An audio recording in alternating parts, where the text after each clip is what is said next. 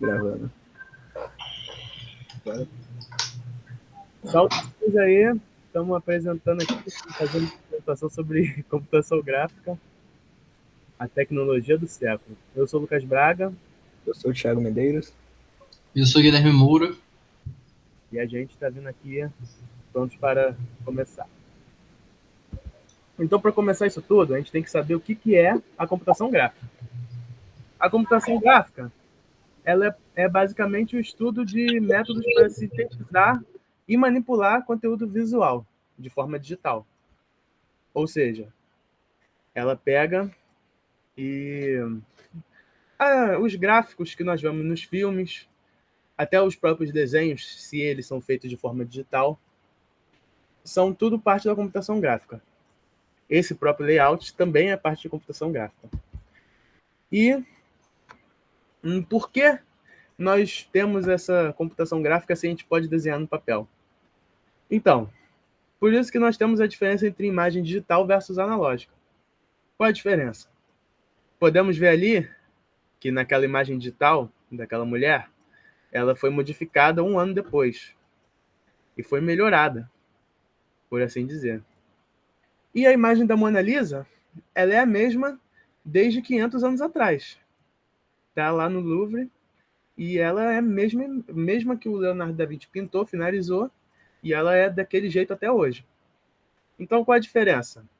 A imagem digital, ela é maleável, você pode fazer cópias idênticas e ela é muito fácil de você mexer. Até uma pessoa, um amador, ele pode pegar uma arte e modificar as cores, botar um efeito, e a arte original ainda vai existir.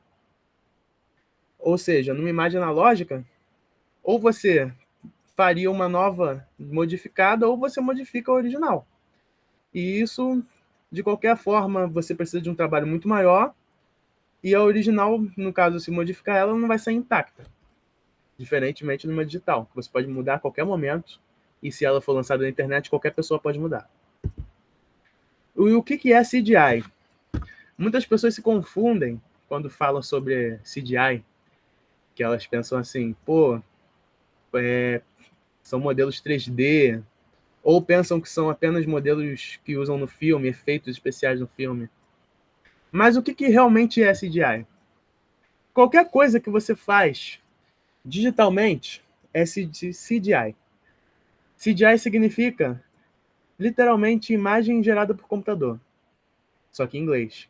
Computer Generated Image. E essa foto que eu coloquei aí, está escrito em inglês também, not a painting, que significa que não é uma pintura. Então, o que ela é? Ela é CGI. Ela foi feita no computador. E ela realmente parece que é uma pintura das épocas renascentistas, ou até depois. E onde se encontra a computação gráfica? Onde que a gente vê isso aí sendo utilizado? Em basicamente todos os lugares que a gente precisa de um design. Vídeos, jogos, filmes, imagens, realidade aumentada e realidade virtual e muito mais. Em filmes, principalmente jogos, os jogos todos são baseados, 90% baseados em computação gráfica. Nós vemos isso em realmente todo lugar. E vamos para a história da computação gráfica, que surpreendentemente vai até os anos 50, onde no MIT fizeram o Whirlwind, que era basicamente um computador enorme que era capaz de processar gráficos 3D. Não muito sofisticados, comparado à época de hoje, mas nos anos 50 o Whirlwind bombou. E nos anos 50 também, o Whirlwind teve uma evolução direta em forma do Sage, que primeiramente foi usado por fins militares. Como nós estamos vendo ali na imagem, é tipo um mapa assim, desenhado. Não é tipo, realmente um mapa desenhado, com mais informações ali, que nós não temos certeza sobre o que é, mas basicamente eles usavam como um tipo de GPS. E para fins militares, mas também já chegou a ser usado para filme. O primeiro filme com computação gráfica usou o Sage. E nos anos 60, aí já foi criado algo com uma customização um pouco maior, mas também já não tão sofisticado como o que nós temos hoje, que era o Sketchpad, que, como pode ver ali, era tipo uma caneta, que a gente usava para desenhar e faziam várias formas, várias coisas que o computador criava ali bem na hora. Bem interessante. Já por aí, já tivemos o primeiro jogo, o que utilizava computação gráfica, que era o Pong, que eu acho que todo mundo já conhece, tem uma foto dele ali também. Um jogo bem simples, que na época também foi revolucionário. E também, junto com o Pong, tivemos a criação do Super Paint, que é o antecessor do famoso MS Paint, que eu também acho que a maioria conheça também e já tem utilizado. Já nos anos 80, tivemos um dos maiores filmes aí que utilizaram pesadamente a computação gráfica. Foi o filme Tron, que podemos ver aí uma imagem com nos parâmetros de hoje, é uma imagem bem feia, mas as pessoas, quando viram isso pela primeira vez, elas acharam incrível. E realmente, parando para pensar, é algo incrível, sim. Vendo aí as 3 motos de 3 cores diferentes.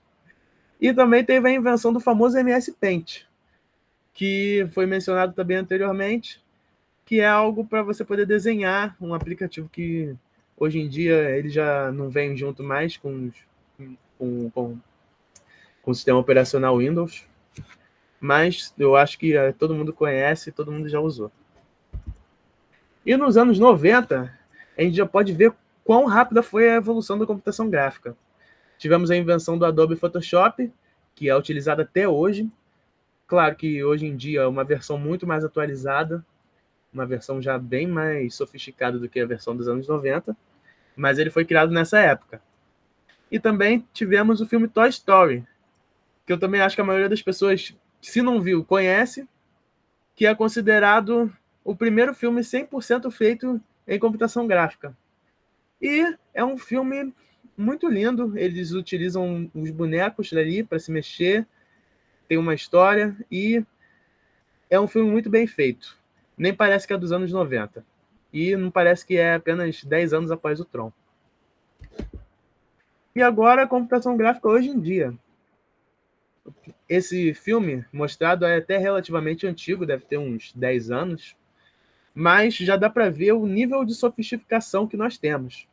Um ator ali ele é transformado num monstro. Temos ali também no meio a pré-renderização desse monstro, mas ele é extremamente realista. Dá para ver os detalhes até dos olhos dele, que tem as veias ali. É algo realmente revolucionário e tem melhorado a cada dia. E quando se trabalha com gráficos em um computador, existem 2 técnicas para sua criação, armazenamento e processamento das imagens. Esses são os gráficos vetoriais e os gráficos de bitmap. Os gráficos de bitmap são imagens formadas pixel a pixel, pequenos quadrados de cores diferentes que funcionam como um mosaico, formando as imagens assim. Ele é utilizado geralmente para representar imagens com vários detalhes, como imagens da natureza, onde você tem vários detalhes de uma folha, por exemplo. Então, essas imagens possuem uma suavidade na transição de tons e, na maioria das vezes, são compostas por milhões de cores. Porém, como desvantagem, a imagem é distorcida ao ser redimensionada, ou como você dá um simples zoom, você consegue ver, consegue perceber mais esses quadradinhos. Então a imagem você já não consegue ter uma visão tão clara dela. E alguns formatos são PSP, PNG, JPEG e o GIF. Já os vetores são formados não com pixels, mas com cálculos matemáticos que são executados pelo computador, produzindo linhas, curvas e formas preenchidas, usadas principalmente em logos e imagens que precisam ser utilizadas em vários tamanhos. Por exemplo, a logo de uma empresa, em que você pode colocar num cartão, assim como você pode colocar num letreiro, lá com uma imagenzinha. E alguns formatos são EPS, CDR e AI. Pode passar. Um GIF. O que seriam essas animações? Vamos voltar lá do GIF. Um GIF é uma sequência de frames, como podemos ver aí no Super Mario. E o que são esses frames também? São imagens fixas, né? e que juntas, elas geradas por computação gráfica, são reproduzidas em sequência, e assim compondo uma animação. Essa animação passa a impressão de um movimento contínuo, uma ilusão gerada graças ao funcionamento de como nosso cérebro processa essas imagens. E vamos precisar ver um pouco da biologia para entender como que nosso cérebro processa as imagens. Bem, quando a luz dessas imagens chega na parte de trás do nosso olho, ela viaja ao longo dos nervos da retina que estão juntos num feixe. Essas imagens, depois de percorrerem todo o caminho através de nossos nervos ópticos até o nosso córtex visual, são processadas para que possamos reconhecê-las. Então, vão chegar várias imagens, uma subsequente da outra, e reconhecemos todas elas juntas, formando assim essa ilusão. Isso fica bem claro aí, porque nesse GIF aí do Street Fighter, tem o Ryu fazendo o Shoryuken, né? E se formos ver frame por frame, claramente tem uma diferença bem grande. Por exemplo, ele saindo do chão e a perna dele já se encontra lá na coxa. Porém, quando vemos essa imagem em sequência, nesses 6 frames por segundo, nós já podemos ver assim, como se tivesse um movimento certo dele, né? Como se a coxa saísse. Mas isso vai ficar mais claro ainda como nós vermos o blur.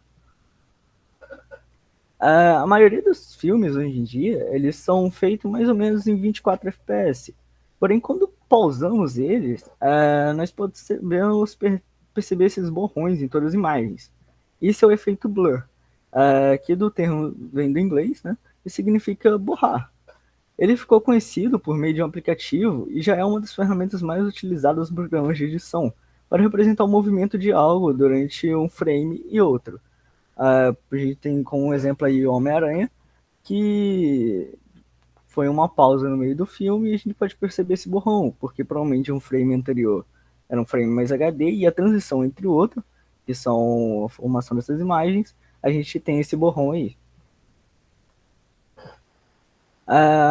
Um caso que ficou muito conhecido, né, até porque foi quase revolucionário, o filme Hobbit. Ele tem o dobro desses FPS. Só que podemos ver, isso aí foi uma pausa no filme, e mesmo assim a imagem está nítida, pelo menos boa parte dela. Então, e algumas pessoas não se adaptaram a isso. Isso deve por causa do efeito novela, principalmente. Você já está acostumado a ver essas imagens, a imaginar a transição delas, e quando você aumentou, você simplesmente pode não se adaptar. Claro, tem umas pessoas que conseguem ficar tranquilamente, que já são acostumadas com essa alta taxa de frames, como podemos ver nos jogos, né? Jogos competitivos, que nós precisamos de uma taxa absurda de frames, e comparar com filmes e novelas, entre outros.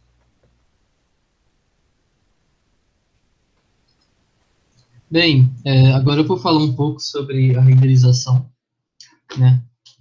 É uma parte importante do processo, né, que envolve computação gráfica. Vou começar com uma breve definição sobre o que é a renderização, que basicamente consiste em transformar dados, cálculos, algoritmos e toda informação útil para, né, que essas informações representem objetos no plano, né, em 2D, ou no espaço em 3D. E transformar esses objetos em imagens de acordo com o ponto de vista que a gente quer, né? Como se fosse uma espécie de câmera que mostra o ambiente, né, depois que a gente transforma isso em objetos. O modelo que é criado a partir disso é coberto por imagens, cores, luzes e todo tipo de elemento, né, que reproduz os aspectos dela, né, seja esses aspectos naturais ou artificiais. E agora eu vou falar também um pouco sobre tipos de renderização. Pode passar, por favor. Começando pela renderização offline, né, que ela, basicamente, ela é um processo que é usado quando os requisitos para a gente processar informações, né, são mais baixos em comparação à renderização em tempo real, né, que eu vou falar mais para frente. Mas a renderização offline, ela é mais baixa em comparação ao de tempo real, porque a gente pode dizer que a renderização offline ela não consegue, né, ou em alguns casos não prioriza a performance necessária para entregar um projeto em tempo real. Para a gente entender um pouco mais sobre isso, a gente pode dizer também que a velocidade nem sempre é um problema, né? Os cálculos, né, não são sempre um problema na renderização offline.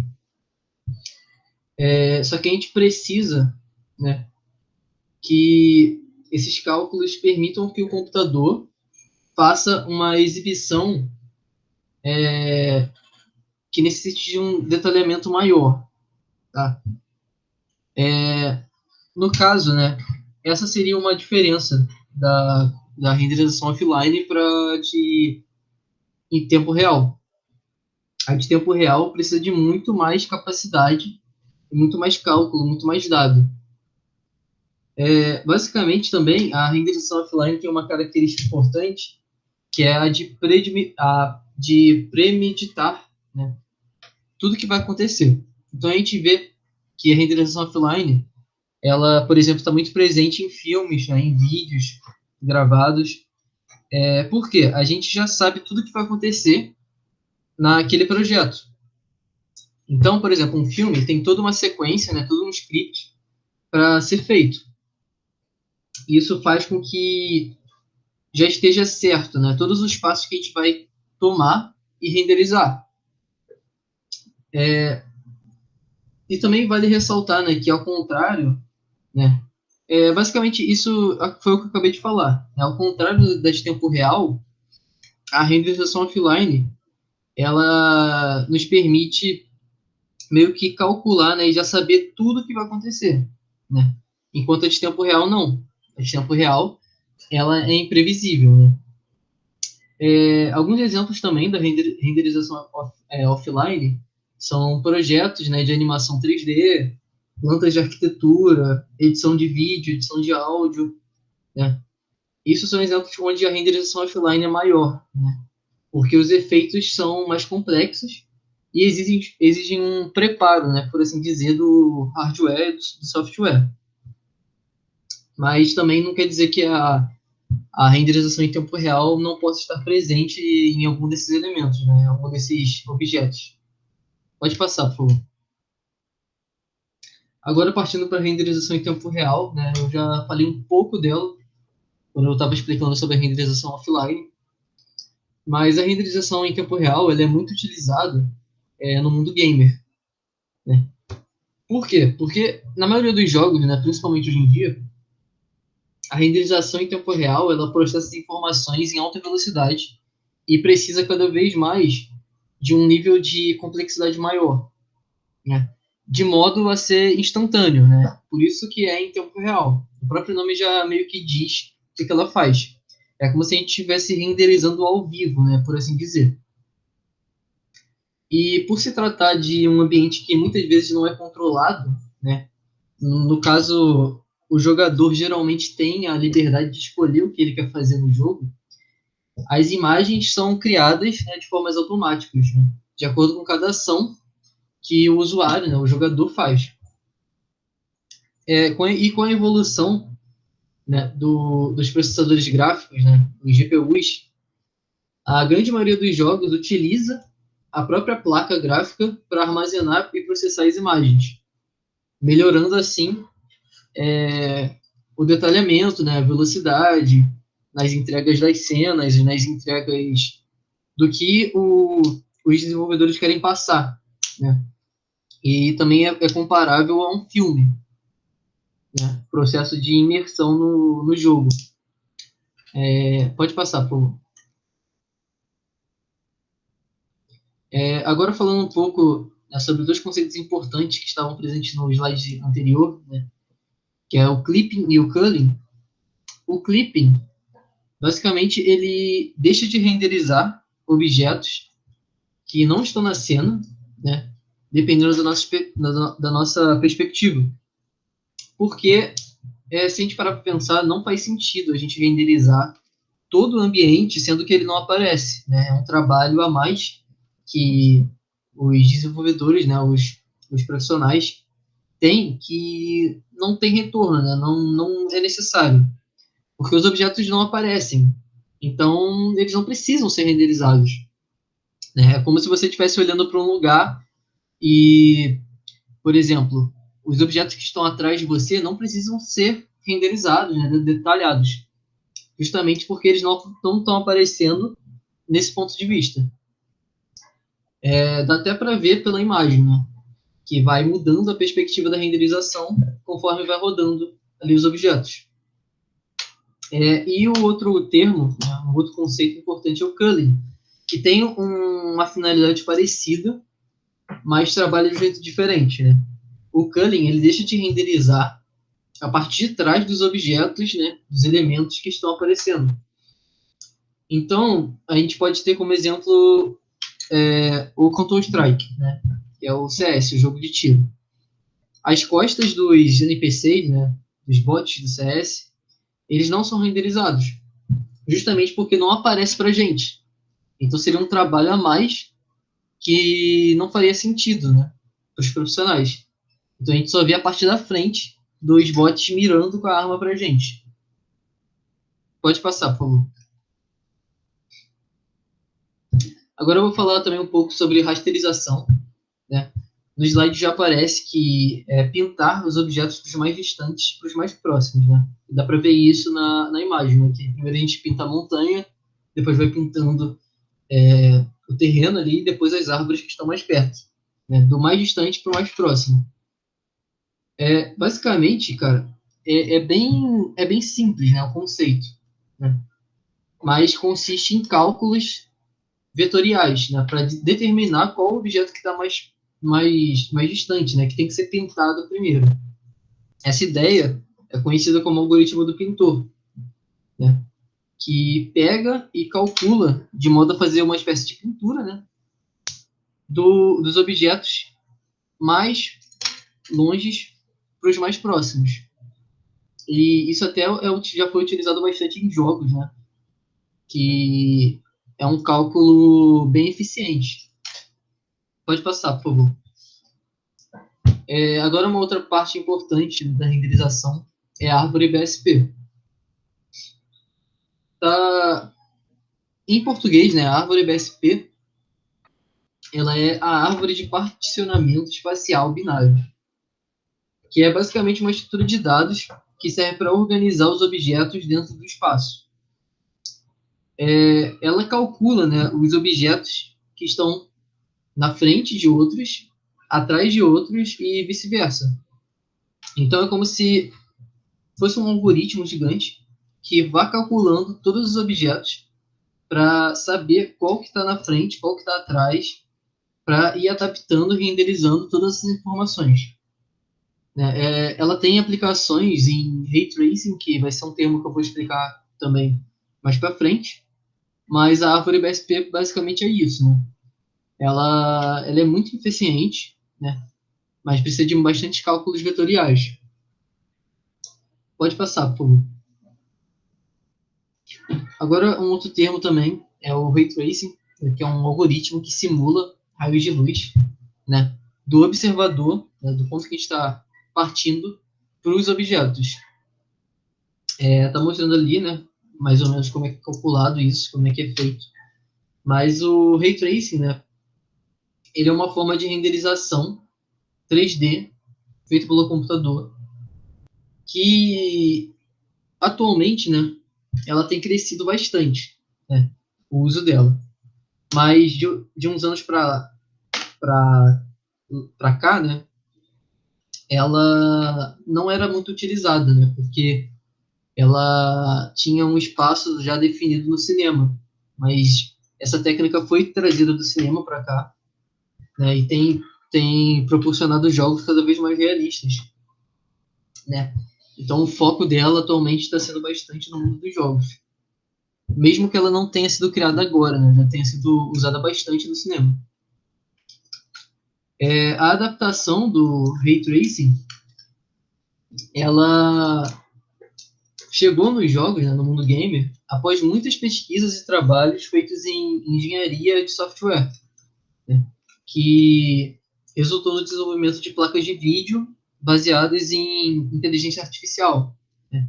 A gente pode ver como exemplo aí no slide, né, que a NVIDIA, que trouxe foi assim, a pioneira nesse conceito, né. A gente vê a diferença ali do RTX, né, o desligado para o ligado, a gente vê uma diferença considerável nos gráficos, mas basicamente, né, a NVIDIA trouxe esse conceito com placas de vídeo que utilizam inteligência artificial e que oferecem, né, segundo a NVIDIA, um desempenho até 6 vezes maior do que as placas de vídeo que eles já produziram, né?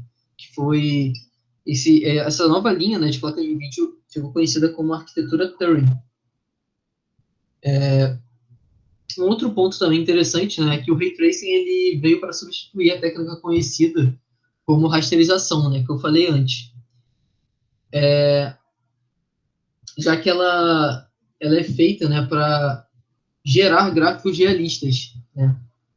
Então ela vai e meio que moderniza, né, ou refina o nível de gráfico de determinados objetos.